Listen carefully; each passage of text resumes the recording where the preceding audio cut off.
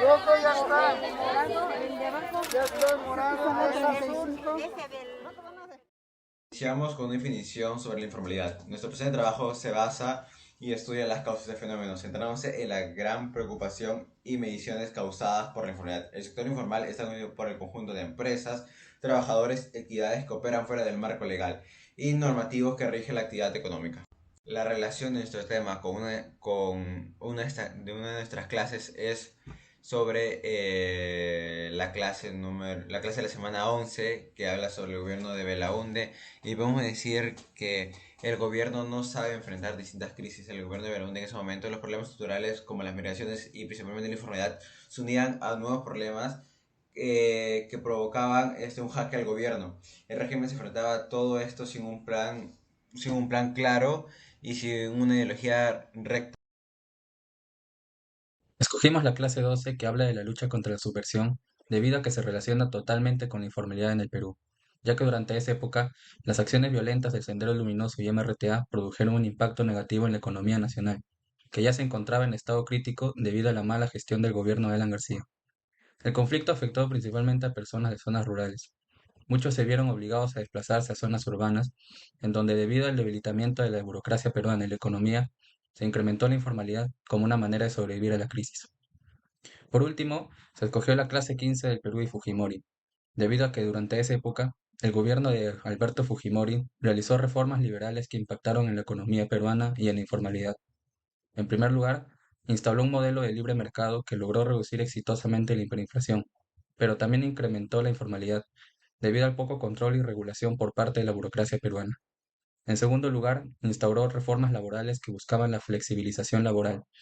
Estas reformas provocaron despidos masivos y pobres condiciones laborales, lo que obligó a muchos a recurrir a actividades informales para poder generar ingresos.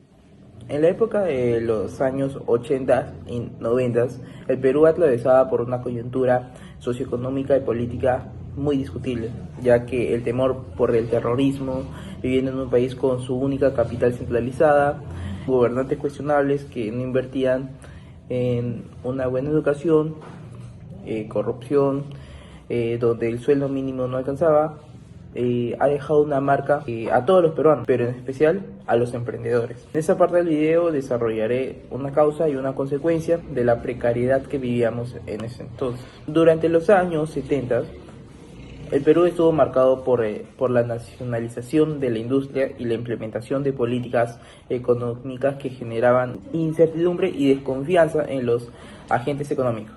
Estos factores crearon un clima poco propicio para el desarrollo de empresas formales y motivaron a muchos individuos a buscar alternativas en el sector informal. La falta de inversión y declive de la producción de la industria formal impulsaron a emprendedores y trabajadores a buscar opciones en un mercado más flexible y menos regulado, propiciando así el crecimiento de la informalidad. En consecuencia de estas medidas apresuradas y nacionalistas de Velasco, lo más evidente durante ese periodo era que viviéramos en precariedad laboral por la falta de inversión.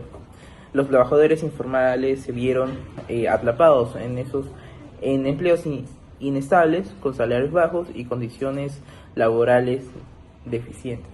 La falta de regulación y supervisión permitió a los empleadores informales eludir responsabilidades, dejándolos. Buenas noches, estamos con Carla, un actual comerciante de Gamarra. Bueno, comencemos con las preguntas. ¿En qué año abrió su primer negocio? Bueno, lo abrieron mis padres a mediados de los 80, más o menos. En ese tiempo, por lo que dicen sus padres, ¿usted sabía sus papás sabían cómo formalizarse? No, ellos no, todo era informal en esa época. ¿Qué tan difícil era abrir un negocio en el país en esa época? Sí, era un poco difícil, ¿no? En comparación de ahora, era como que, o sea, muy pocas personas tenían un negocio propio, pero ellos ya venían como que eh, eh, ya con familia que había tenido negocios también, entonces como que por ahí conocían un poco el camino. Eh, ¿Era rentable los negocios en ese tiempo? Bueno, según lo que me cuentan mis papás, sí, en ese momento era mejor tener un negocio que tener un trabajo Mm, fijo. ¿Cuáles eran las principales causas de que se haya estancado la economía en ese año, según su opinión? Por todo el tema político que hubo en ese momento, pues, ¿no? Tuvieron que dejar de hacer muchas cosas. Por último, ¿considera usted que el Estado es responsable de que haya crecido la informalidad en nuestro país desde esa época hasta la actualidad? Sí, yo creo que falta un poco de apoyo a los emprendedores, Mm. conforme a los impuestos y todo eso. Muy buenas tardes. En esta oportunidad me encuentro en el establecimiento de señor Ben para hacerle algunas preguntas con relación a su primer negocio y la perspectiva que él tiene acerca del Estado. ¿En qué año abrió su primer negocio y si en ese tiempo sabía usted cómo formalizarse? Mi primer negocio fue en 1993 a la venta del gas. A partir de ahí comencé mi primer negocio propio, ¿no? En esos tiempos se pedían los reglamentos que eran una licencia de funcionamiento y defensa civil, nada más. Hasta ahí yo desconocía todo lo que en la actualidad no se paga, los arbitrios, el autoavalúo, todos los impuestos que hoy en día, ¿no? Si me preguntan, desconocía, ¿no? ¿Qué tan difícil era abrir un negocio en el país y qué tan rentable era en los años que usted comenzó? Solamente le diré que solamente queda para el alquiler, ¿no? Salía solamente para el alquiler y algo que ya en el sexto mes yo ya quería cerrar. Según su opinión, ¿cuáles eran las principales causas que ocasionaba el estancamiento de su economía en esos años? En el mismo periodo de Fujimori ingresé, ¿no? Y le diré que era muy fuerte, ¿no? Para sobrevivir.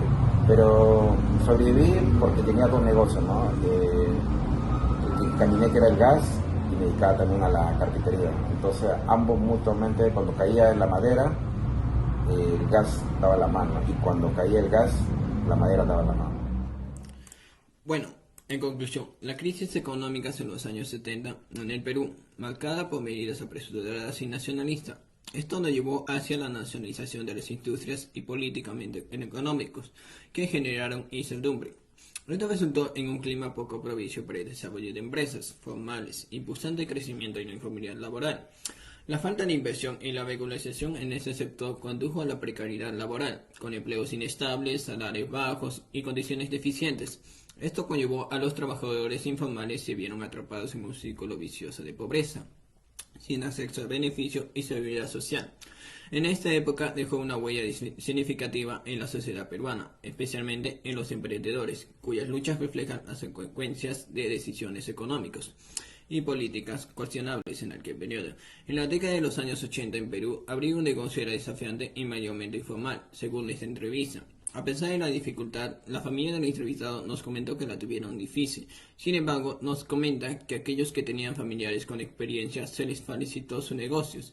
La falta de conocimiento y sobre la formalización y la complicada situación política dificultaron la economía. La informalidad creció debido a escasa de ayuda estatal y desafíos impositivos para los emprendedores.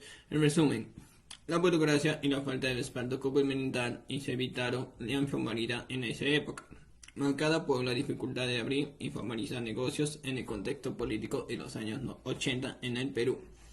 Gracias.